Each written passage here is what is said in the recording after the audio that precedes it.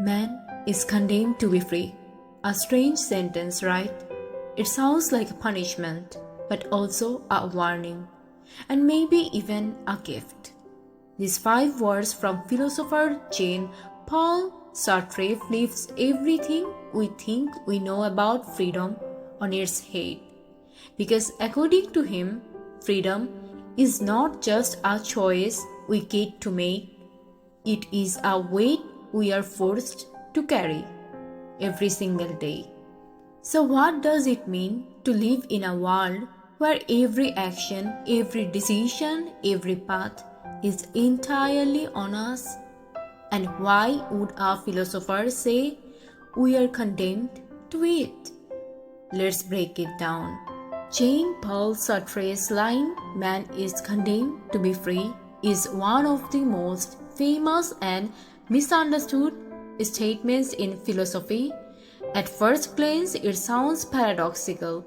How can freedom be something we are condemned to? Is not freedom supposed to be a good thing? According to Sartre, not necessarily. For him, freedom is not just the ability to make choices, it is an inescapable condition of human existence. We cannot avoid choosing, and because of that, we bear the full weight of responsibility for our actions, our identities, and ultimately our lives. Sartre believes that human beings are thrown into existence without a predetermined purpose, essence, or script to follow. A tree is a tree. A knife is made to cut. But humans, we are not born with a built-in meaning or destiny. Instead, we must create our own purpose through the choices we make. This condition of radical freedom is what Sartre calls condemnation. Not because freedom is bad in itself, but because it is heavy, inescapable, relentless, and often terrifying. In everyday life, we tend to think of freedom as having options or being able to do what we want. But Sartre means something deeper. He means that even when we try not to choose, we are choosing. Even when we try to avoid responsibility, we are responsible for that avoidance. Human life then becomes a constant act of self-creation, whether we like it or not. Take a simple example. Choosing a career. Many people feel enormous pressure when deciding what they want to be in life. Part of this pressure comes from societal expectations, parental influence, cultural norms, or economic realities. But Sartre argues that even within these constraints, you are still the one making the choice. Even if you say, "I have no choice, I have to be a doctor because my parents expect it," you are, in fact, choosing to follow those expectations. You are choosing not to resist, not to redefine your path, not to explore alternatives. The responsibility still falls on you. This might feel unfair, but Sartre would say it is simply the truth of human existence. You are always free and therefore always responsible. Another real-life example is the experience of staying in a job you hate. Many people convince themselves that they are stuck because they need the money, the stability, or the routine. But Sartre would argue that even this so-called stuckness is a choice. You are choosing stability over risk. You are choosing financial security over the uncertainty of living. You are choosing to prioritize certain values, comfort, predictability, or responsibility over others like fulfillment or passion. You might not like the choices available to you, but the act of choosing remains unavoidable. Sartre's point is not to blame people for their circumstances. Rather, he wants us to see that freedom doesn't mean having ideal conditions. It means that regardless of the conditions, we are the ones who define ourselves through action. Even prisoners, Sartre claims, possess inner freedom. Their external options may be limited, but they still have the freedom to interpret, respond, endure, or resist in their own ways. Freedom is not about limitless possibilities. It is about acknowledging that you are the author of how you navigate the possibilities you have. One of the most relatable examples of Sartrean freedom appears in relationships. Imagine someone staying in a relationship that no longer brings them happiness. They might say, I can't leave, I have invested too much time, or I can't leave because I don't want to hurt the other person. These statements reflect a belief in powerlessness, but Sartre would insist that remaining in the relationship is a choice. Choosing not to act is still a form of action. Choosing to avoid pain, your own or someone else's, is still exercising freedom. And with that freedom comes responsibility. You cannot blame destiny, society, or fate. You must confront the act that you are shaping your own life.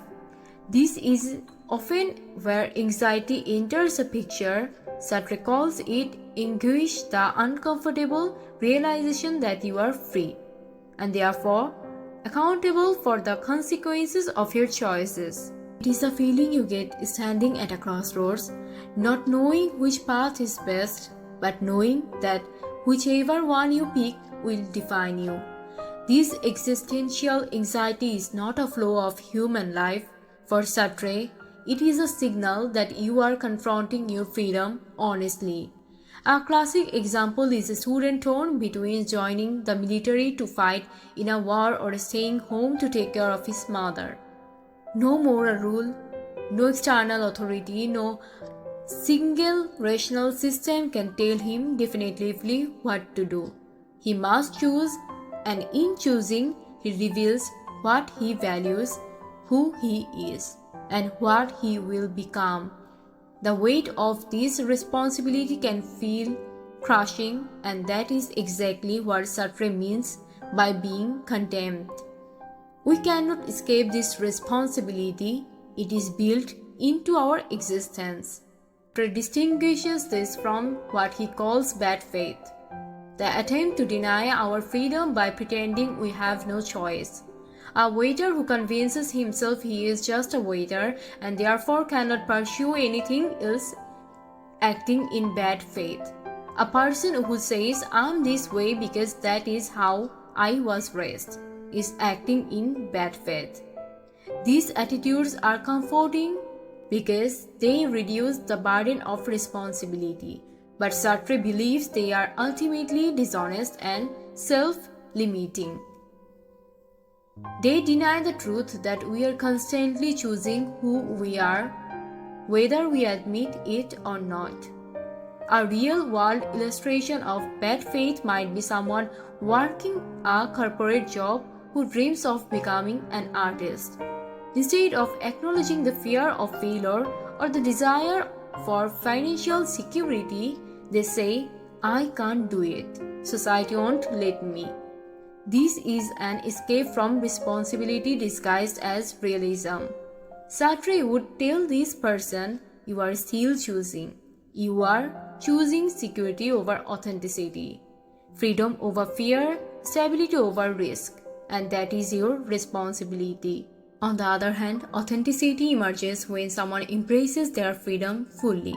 Consider someone who decides to leave a stable job to start a small business, knowing the risk but accepting them, or someone who chooses to repair a damaged relationship, fully aware that it might fail but taking responsibility for their effort. Authenticity doesn't guarantee success, it simply means owning the freedom to cry. Ultimately, man is condemned to be free, means that freedom is not optional. You cannot opt out of choosing. You cannot hand over the responsibility of defining your life to anyone else, not society, not fate, not tradition. This is both terrifying and empowering. Terrifying because it means there is no one to blame.